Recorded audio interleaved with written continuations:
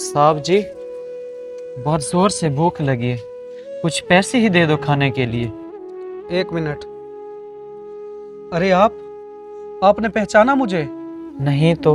कुछ साल पहले आप अपने बेटे का इलाज करवाने आए थे मेरे हॉस्पिटल। डॉक्टर साहब, आप मेरी किडनी ले लें, लेकिन मेरे बेटे को बचा लें। देखिए, मैं आपके जज्बात की कदर करता हूँ, लेकिन मैं आपकी किडनी आपके बेटे को नहीं लगा सकता क्योंकि आपकी उम्र बहुत ज्यादा है। मुझे कुछ नहीं पता, बस आप मेरे बेटे को बचा लें। आप मेरी बात समझने की कोशिश करें। अगर आपने अपनी किडनी अपने बेटे को दी तो आप जिंदा नहीं रहेंगे। मैं अपने बेटे के बगैर भी तो मर जाऊंगा। अब मेरी किडनी निकाल लें, लेकिन मेरे बेटे को बचा लें। आप थोड़ा रिलैक्स रहें और सोचें। अभी आप इमोशनल होकर फैसला कर रहे हैं, इससे आपकी जान को खतरा है, इसलिए मैं इसकी इजाजत नहीं दे सकता। डॉक्टर साहब, मैं मर भी जाऊंगा तो इससे कुछ फर्क नहीं पड़ेगा, लेकिन मेरे बेटे का जिंदा रहना जरूरी है। उसने अभी तक कुछ नहीं देखा और मैंने उसके बड़े बड़े काम पूरे करने हैं। अच्छा चलो ठीक है, मैं तमाम फॉर्मेलिटीज पूरी कर लेता हूँ। आप किडनी डोनेट करें। और आज आप इस हालत में हो, क्या आपका बेटा ठीक तो है ना? जी जी, मेरा बेटा तो ठीक है। खुदा करे उससे मेरी उम्र भी लग जाए। अच्छा, तुम्हारे बेटे की जॉब कहीं वो तो नहीं चली गई? नहीं नहीं साहब, मेरा बेटा तो बहुत बड़ा बिजनेसमैन है।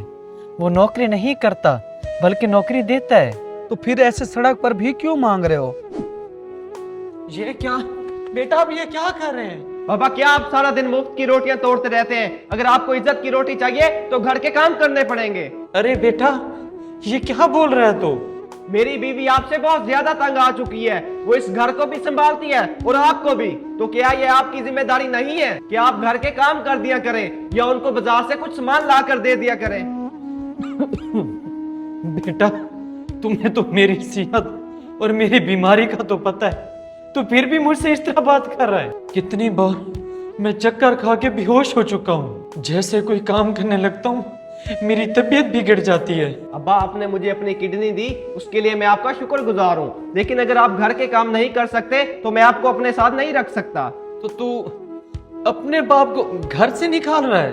और क्या मुफ्त में पालता रहूं? तुम मुझ पर तो बोझ थे ही, अब मेरी बीवी पर भी बोझ हो। ये सब कुछ मैं बर्दाश्त नहीं कर सकता। अपना बोरी बिस्तर उठाओ और निकलो यहाँ से। बेटा, बेटा, बेटा, मेरी एक बार बात तो सुन लेते। बेटा।